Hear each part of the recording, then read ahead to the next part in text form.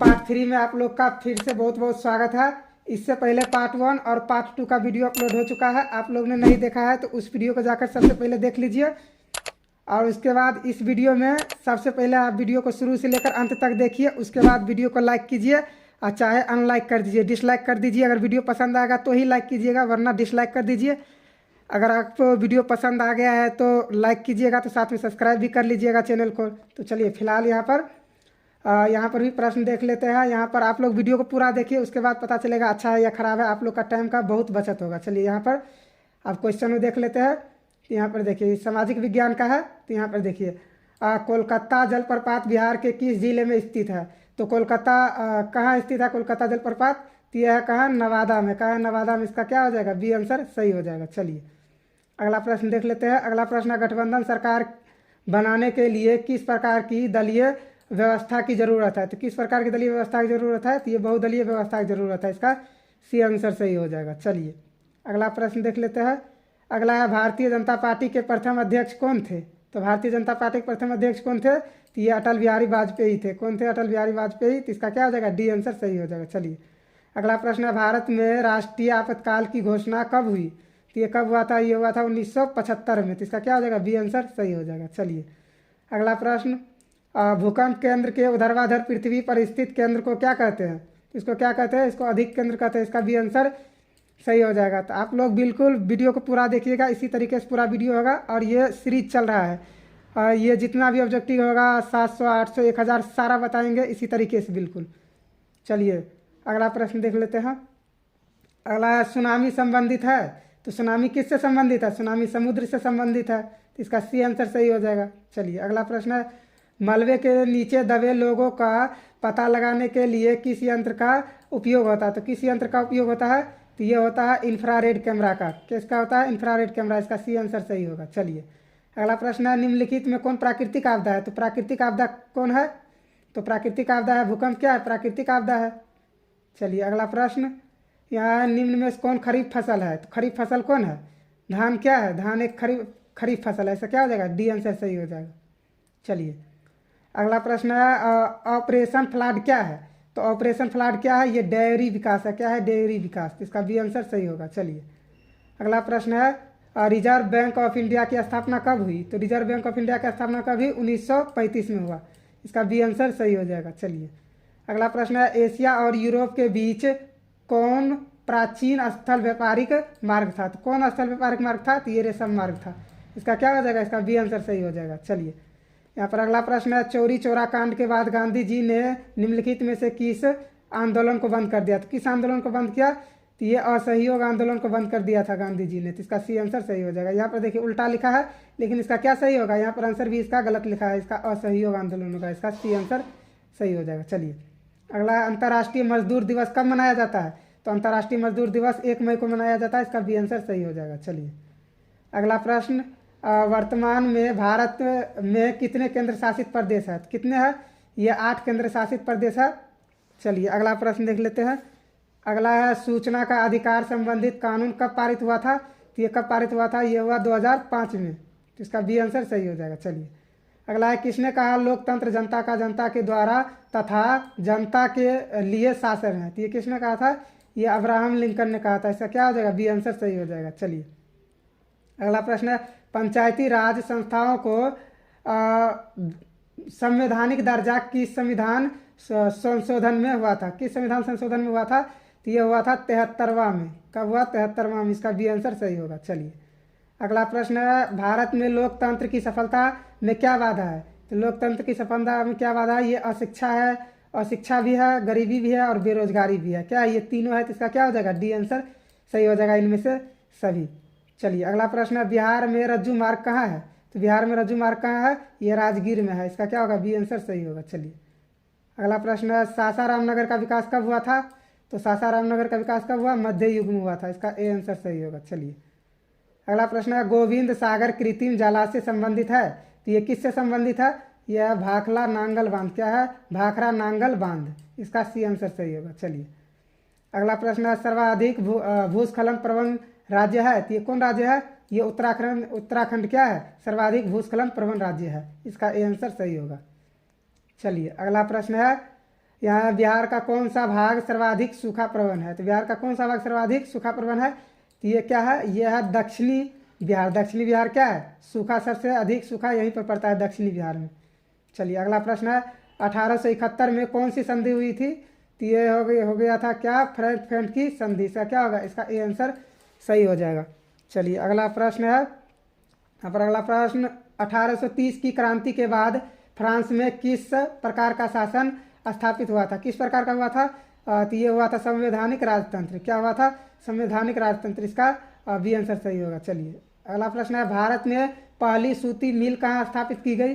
तो पहली सूती मिल कहाँ स्थापित किया गया? ये मुंबई में किया गया। इसका क्या हो जाएगा? बी आंसर सही हो जाएगा।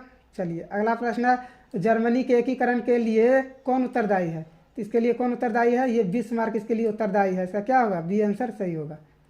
चलिए अगला प्रश्न है, फ्रैंकफर्ट की संधि कब हुई?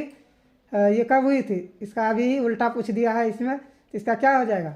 इसका भी वही हो जाएगा, 1871 हो जाएगा। इसका डी आंसर सही हो जाएगा। चलिए अगला प्रश्न है, सेफ्टी लैंप का आविष्कार किसने किया था? तो सेफ्टी लैंप का आविष्कार किसने किया था? यह हाफरी डेवी किया था। कौन? हाफरी डेवी। इसका क्या हो जाएगा? ए आंसर सही हो जाएगा। अगर आपके मन में कोई भी क्वेश्चन हो तो वो आप लोग कमेंट जरूर कीजिएगा। मैं आपको कमेंट देखने के लिए बैठा रहता हूँ, पर आप लोग का कमेंट आता ही नहीं है।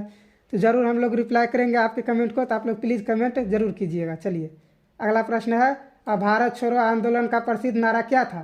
तो इसका प्रसिद्ध नारा क्या था? करो या मरो। इसका क्या हो जाएगा? बी आंसर सही हो जाएगा। चलिए अगला प्रश्न है, समाजवादियों की बाइबिल किसे कहा जाता है? तो समाजवादियों की बाइबिल किसे कहा जाता है? ये दास कैपिटल को क्या कहा जाता है? समाजवादियों की बाइबिल कहा जाता है। चलिए अगला प्रश्न है, भारतीय राष्ट्रीय कांग्रेस की स्थापना कब हुई? तो भारतीय राष्ट्रीय कांग्रेस की स्थापना कब हुई? ये हुआ कब? 1885 में हुआ। इसका क्या हो जाएगा? बी आंसर सही हो जाएगा, 1885। चलिए अगला प्रश्न है, गांधी जी ने भारत में सत्याग्रह का पहला प्रयोग कहाँ किया था? तो ये कहाँ किया था? ये चंपारण में किया था। कहाँ किया था? चंपारण में। इसका क्या हो जाएगा? ये आंसर सही हो जाएगा। चलिए अगला प्रश्न है, मुद्रा का आविष्कार कहाँ हुआ था? तो मुद्रा का आविष्कार कहाँ हुआ था? तो ये चीन में हुआ था। इसका क्या हो जाएगा? सी आंसर सही हो जाएगा। चलिए अगला प्रश्न, भारत में सबसे लंबा बांध है? तो भारत में सबसे लंबा बांध कहाँ है? ये हीराकुद बांध है। सबसे लंबा बांध हीराकुद बांध, यानी इसका बी आंसर सही होगा। अगला प्रश्न है, किस खनिज को उद्योग की जननी कहा जाता है? किस खनिज को उद्योग की जननी कहा जाता है? तो इसे लोहा क्या कहा जाता है? उद्योग की जननी कहा जाता है। तो इसका सी आंसर सही होगा। अगला प्रश्न है, सर्वोत्तम कोयले का प्रकार कौन सा है? सर्वोत्तम कोयले का प्रकार क्या है? एंथ्रासाइट क्या है? सर्वोत्तम कोयले का प्रकार है। इसका ए आंसर सही होगा। चलिए अगला प्रश्न है, गंडक परियोजना है? तो गंडक परियोजना क्या है? ये है वाल्मीकि नगर। गंडक परियोजना क्या है? वाल्मीकि नगर है।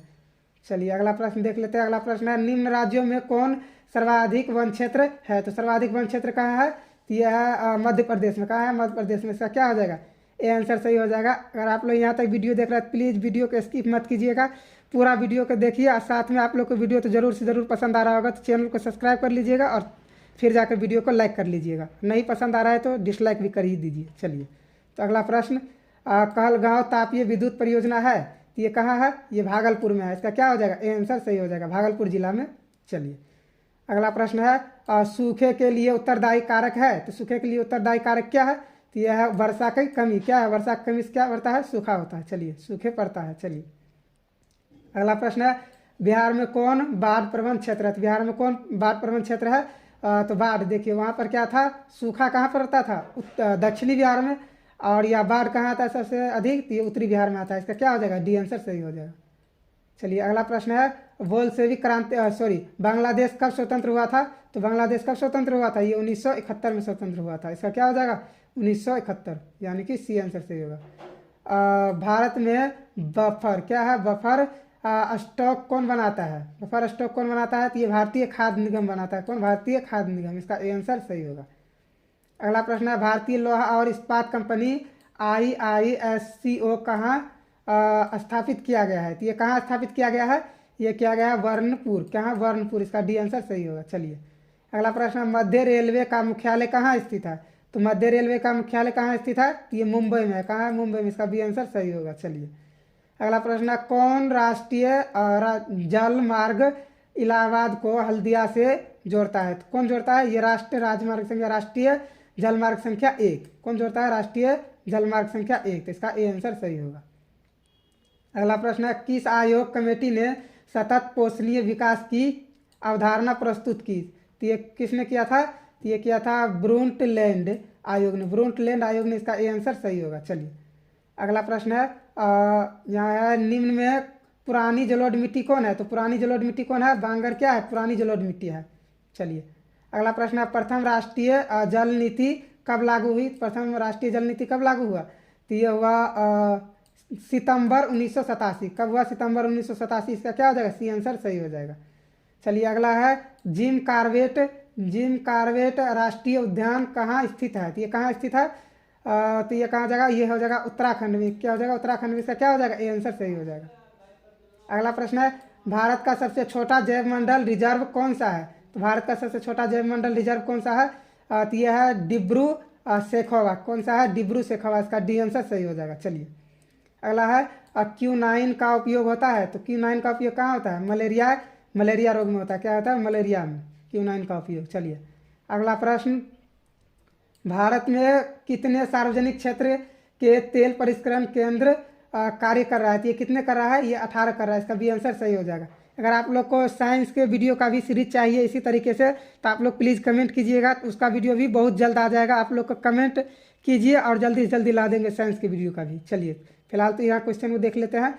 यहाँ भारत के प्रथम जल विद्युत संयंत्र की स्थापना कहाँ की गई? कहाँ की गई थी? तो ये किया गया था दार्जिलिंग में। कहाँ? दार्जिलिंग में। इसका डी आंसर सही हो जाएगा। चलिए फिलहाल अगला प्रश्न देख लेते हैं। यहाँ वैश्वीकरण का नकारात्मक प्रभाव निम्न में से किस क्षेत्र में देखा गया? तो किस क्षेत्र में देखा गया? ये रोजगार के क्षेत्र में देखा गया। ऐसा क्या हो जाएगा? बी आंसर सही हो जाएगा। अगला प्रश्न है, निम्न जीवों में कौन केवल भारत में पाया जाता है? तो भारत में क्या पाया जाता है? केवल मगरमच्छ पाया जाता है। इसका ए आंसर सही हो जाएगा। चलिए अगला प्रश्न है, सीमेंट उद्योग का प्रमुख कच्चा माल है? तो सीमेंट उद्योग का प्रमुख कच्चा माल क्या है? तो यह चूना पत्थर है। क्या है? चूना पत्थर। इसका ए आंसर सही हो जाएगा। चलिए अगला प्रश्न है, संघ राज्य की विशेषता नहीं है? तो संघ राज्य की विशेषता क्या नहीं है? तो ये इकहरी शासन व्यवस्था क्या है? संघ राज्य की विशेषता नहीं है। तो इसका ए आंसर सी आंसर सही होगा। चलिए अगला है, संघ सरकार का उदाहरण नहीं है, संघ सरकार का उदाहरण है। तो ये क्या है? अमेरिका क्या है? संघ सरकार का उदाहरण है।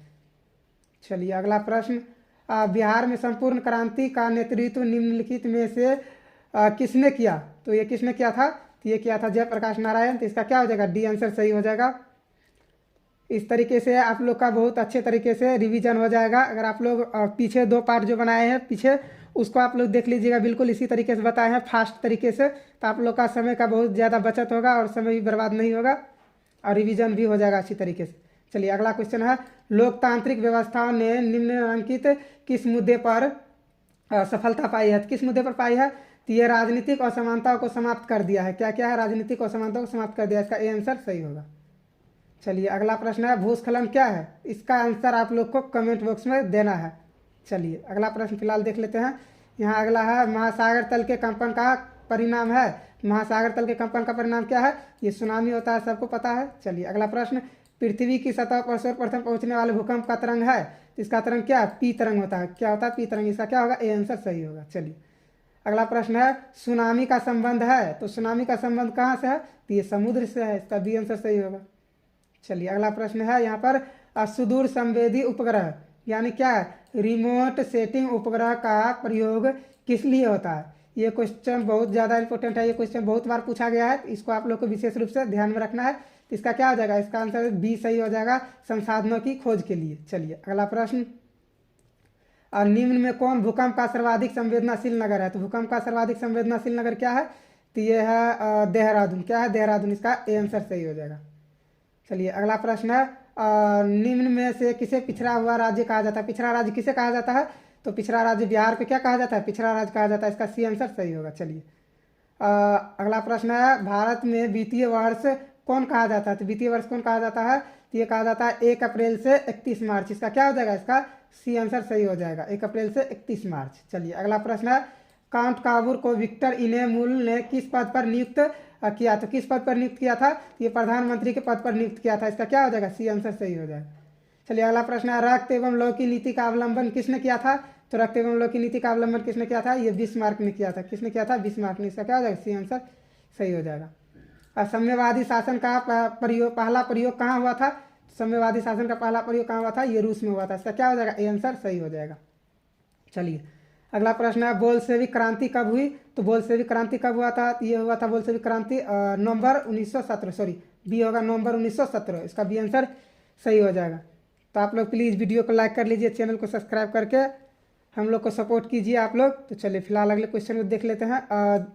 दीर्घकालीन ऋण प्रदान करने वाली संस्था कौन सी है? तो ये कौन सी संस्था है? तो यह भूमि विकास बैंक। क्या है? भूमि विकास बैंक। तो इसका क्या हो जाएगा? सी आंसर सही हो जाएगा। चलिए अगला है, आर्थिक विकास का तीसरा क्षेत्र क्या है? तो आर्थिक विकास का तीसरा क्षेत्र क्या है? तो ये सेवा क्षेत्र है। क्या है? सेवा क्षेत्र। इसका डी आंसर सही हो जाएगा। चलिए अगला प्रश्न है, नई आर्थिक नीति में किसे सम्मिलित नहीं किया गया? सॉरी किसे सम्मिलित किया गया है?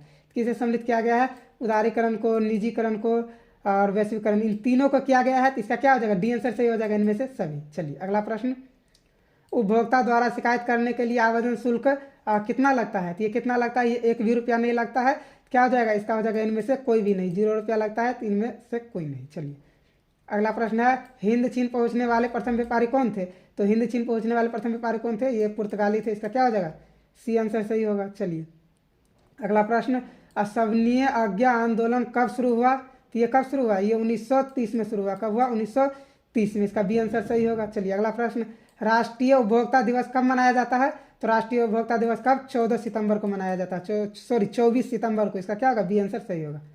अगला प्रश्न है, निर्यात संवर्धन क्षेत्र यानी EPZ को निम्न में से किस में बदल दिया गया है? तो इसको किस में बदल दिया गया है? इसको विशेष संवर्धन क्षेत्र में बदल दिया गया है। तो इसका क्या होगा? बी आंसर सही होगा। यहाँ पर इसका आंसर थोड़ा सा गलत लिखा गया है, इसको आप लोग नहीं, वहाँ पर जो बताए हैं उसको देखना है। चलिए अगला प्रश्न है, निम्न में से कौन सी बेरोजगारी कृषि क्षेत्र में पाई जाती है? तो कौन सी? तो ये छिपी बेरोजगारी। क्या हो जाएगा? छिपी बेरोजगारी, यानी कि इसका ए आंसर सही हो जाएगा। चलिए अगला प्रश्न है, प्रधानमंत्री नरेंद्र मोदी ने विमुद्रीकरण की घोषणा कब की? इसका मतलब है कि नरेंद्र मोदी ने यहाँ पर जो 2000 और 1000 का, सॉरी 1000 और 500 का नोट कब बंद किया था? तो ये कब किया था? 8 नवंबर 2016 को। कब किया था? 8 नवंबर 2016 का। इसका क्या हो जाएगा? ए आंसर सही हो जाएगा। चलिए यहाँ भारत में मौद्रिक नीति का निर्धारण कौन करता है? तो मौद्रिक नीति का निर्धारण सबको पता है, रिजर्व बैंक ऑफ इंडिया करता है, भारतीय रिजर्व बैंक। चलिए अगला प्रश्न है, इंदौर बंदरगाह कहाँ स्थित है? तो इंदौर बंदरगाह कहाँ स्थित है? तो ये तमिलनाडु में। कहाँ है? तमिलनाडु में। इसका बी आंसर सही होगा। चलिए कहलगांव तापीय विद्युत केंद्र किस जिला में अवस्थित है? तो ये किस जिला में अवस्थित है? ये है भागलपुर में। इसका क्या होगा? ए आंसर सही होगा। चलिए अगला प्रश्न है, निम्न में कौन प्राकृतिक आपदा नहीं है? तो प्राकृतिक आपदा कौन नहीं है? तो देखिए सुनामी क्या है? प्राकृतिक आपदा है। बाढ़ भी प्राकृतिक आपदा है। यहाँ पर क्या है? आतंकवाद क्या है? ये मानव निर्मित आपदा है, आतंकवाद। तो ये क्या हो जाएगा? तो ये भूकंप भी है प्राकृतिक। इसका सी आंसर सही हो जाएगा। बिल्कुल सही, इसका सी आंसर सही होगा। अगला है, कृष्णा राज सागर बांध किस नदी पर है? तो किस नदी पर बना है? ये कावेरी नदी पर बना है। इसका सी आंसर सही होगा। अगला प्रश्न, भूकंप की लहरें कहाँ से उत्पन्न होती है? तो भूकंप की लहरें कहाँ से उत्पन्न होती है? तो ये होता है केंद्र से। क्या होता है? भूकंप की लहरें उत्पन्न होता है। इसका ए आंसर सही होगा। चलिए अगला प्रश्न, निम्न में भूकंप तरंग मापन यंत्र कौन है? तो भूकंप तरंग मापन यंत्र क्या है? ये सिग्मोग्राफ है। क्या है? सिग्मोग्राफ। इसका क्या हो जाएगा? बी आंसर सही होगा। अगला प्रश्न है, एक समाजवादी अर्थव्यवस्था में सर्वाधिक बल किस पर दिया जाता है? तो सर्वाधिक बल किस पर दिया जाता है? तो ये दिया जाता है लोक कल्याण पर दिया जाता है। किस पर दिया जाता है? लोक कल्याण पर। इसका डी आंसर सही होगा। अगला प्रश्न है, भारतीय योजना आयोग के प्रथम अध्यक्ष कौन थे? तो भारतीय योजना आयोग के प्रथम अध्यक्ष कौन थे? तो ये थे पंडित जवाहरलाल नेहरू। तो इसका क्या होगा? सी आंसर सही होगा। चलिए अगला प्रश्न है, नरेगा कार्यक्रम के नाम के साथ किस व्यक्ति का नाम जोड़ा गया है? किस व्यक्ति का नाम जोड़ा गया है? इति महात्मा गांधी का नाम जोड़ा गया है। तो इसका क्या होगा? डी आंसर सही होगा। चलिए तो इस वीडियो को यहीं पर समाप्त कर लेते हैं। 55 तक हो गया है। इसके बाद आगे आने वाला वीडियो में इसी तरीके से जो ये 5 बच गया है इसमें, उसको भी अगले वीडियो में इंक्लूड कर लेंगे। तो इस वीडियो में यहीं तक। अगर आपको वीडियो पसंद आया है तो वीडियो को लाइक कर लीजिए, साथ में चैनल को सब्सक्राइब करके बेल आइकन को भी प्रेस कर लीजिए। वीडियो नहीं पसंद आया है तो डिसलाइक कर दीजिए।